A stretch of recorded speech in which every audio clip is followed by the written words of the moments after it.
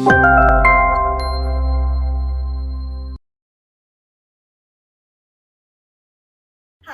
my name is Jeena Linamdar and I'm a travel content creator. And today I'm here to speak to you guys about how you can create a career out of something that you love doing, basically out of your passion. And how this can be done in a very pragmatic manner without being stuck up midway.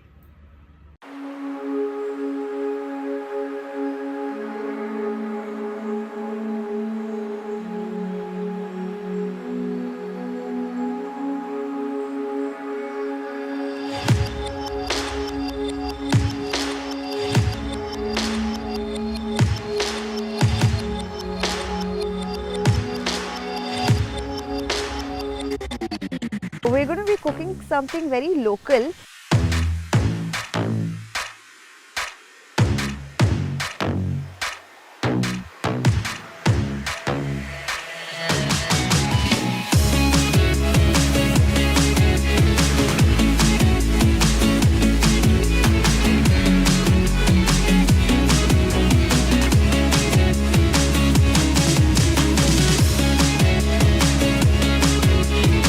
Hello from Manali.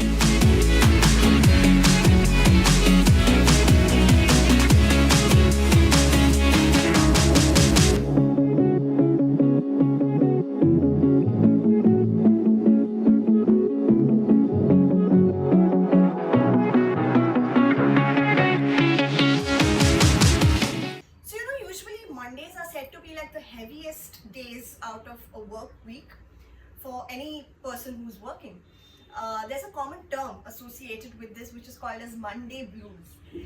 And so when I wake up every morning, I have this habit of kind of just scrolling through my Instagram. I go through my feed and I'm usually just checking, what's happening and what's not. Yeah, that's where I get my news from, and I'm here on this platform speaking to you guys.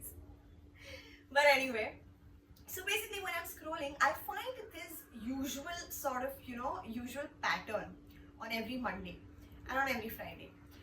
So on Mondays, I see my friends or just basically some acquaintances on Instagram posting things like Monday blues, hate getting back to work, the drill begins, why did the weekend get over, and stuff like that.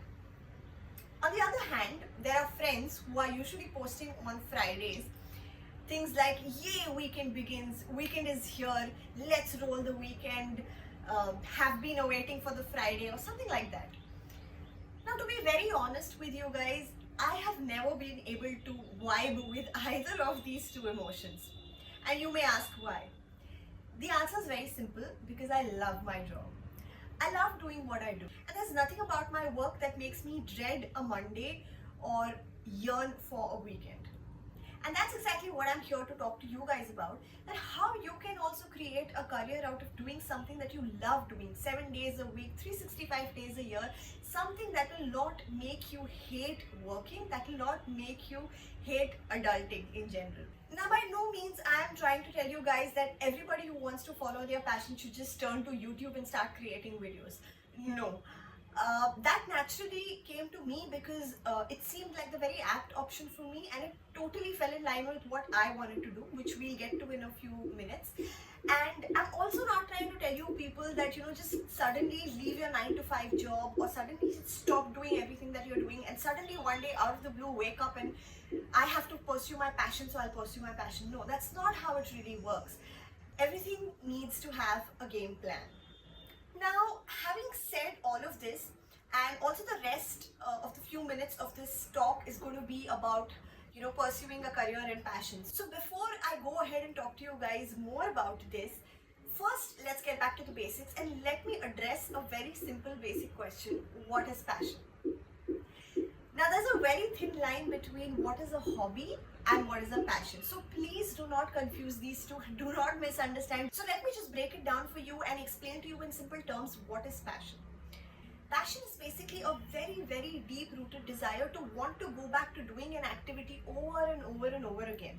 And it's quite deep-rooted. It's something that you don't get bored of. It's something that you want to do for the rest of your life. You want to do it for a longer period of time. Hobby, on the other hand, also gives you immense happiness, but this is very temporary. It's very short lasting. Like for example, you like painting. I like painting as a hobby. And not too many people know about this because it's my hobby.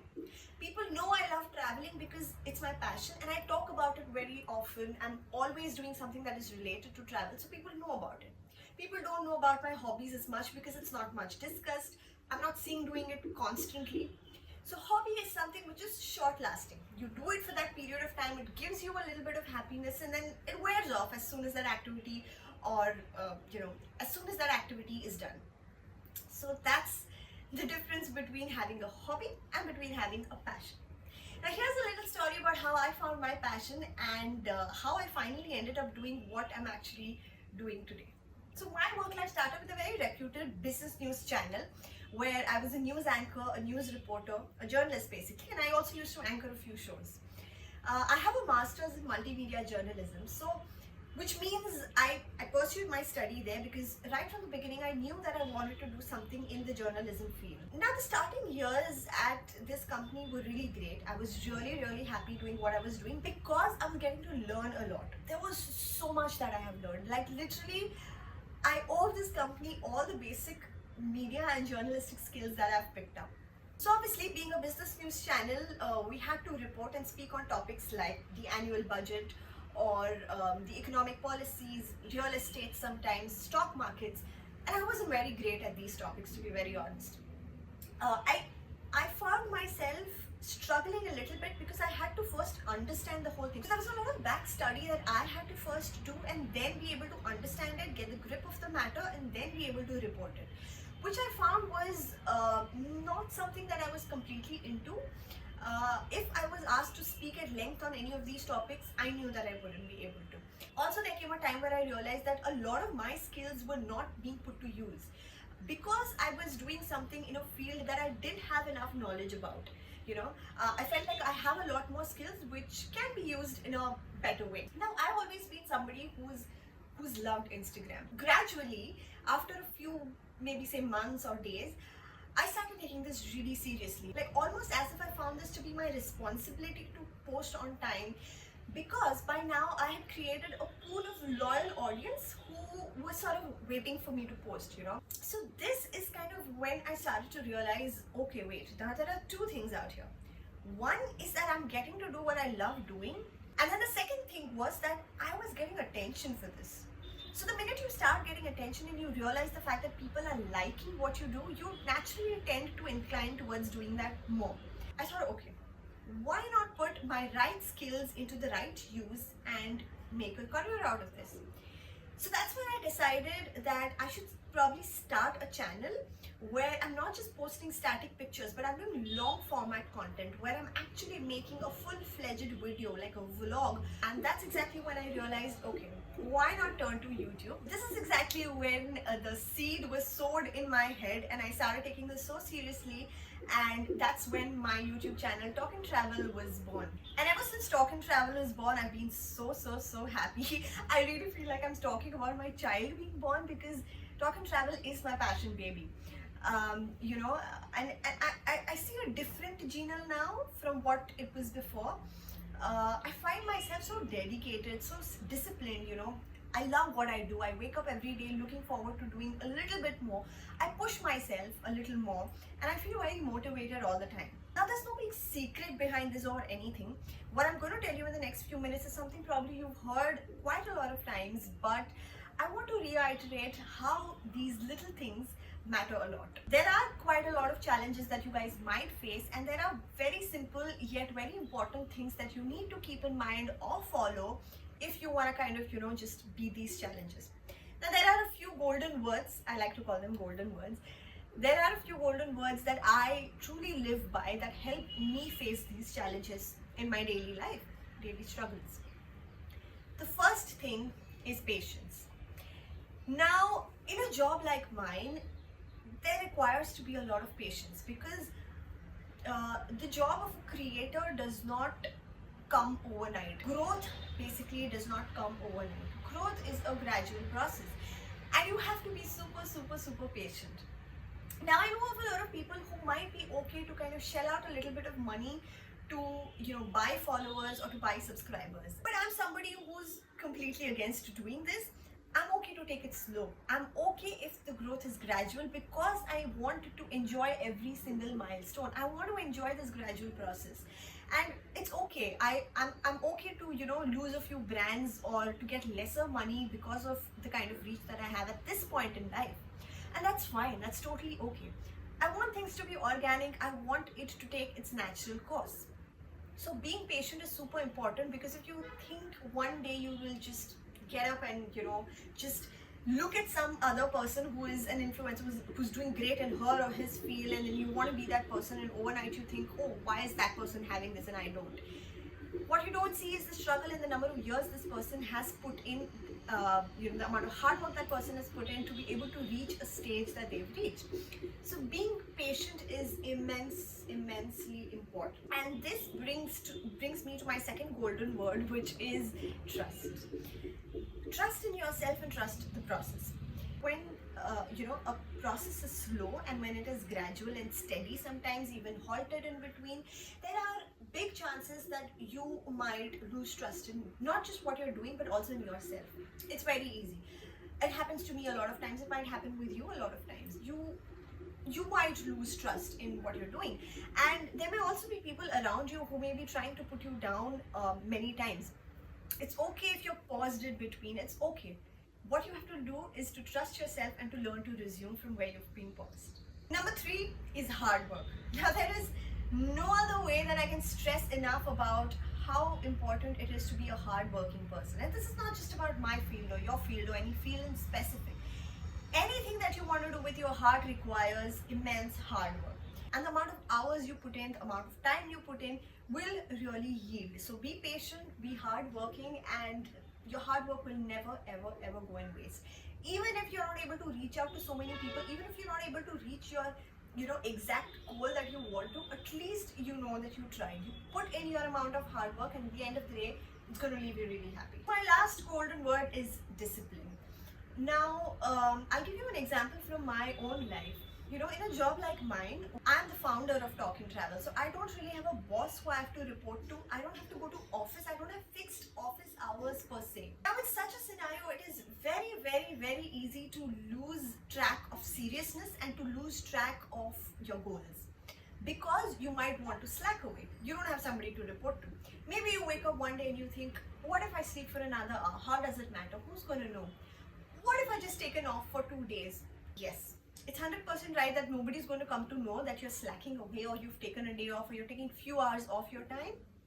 But how true are you to yourself by doing this? Just because you do not have somebody to report to, just because you do not have somebody that you're answerable to, does not mean that you lose your discipline.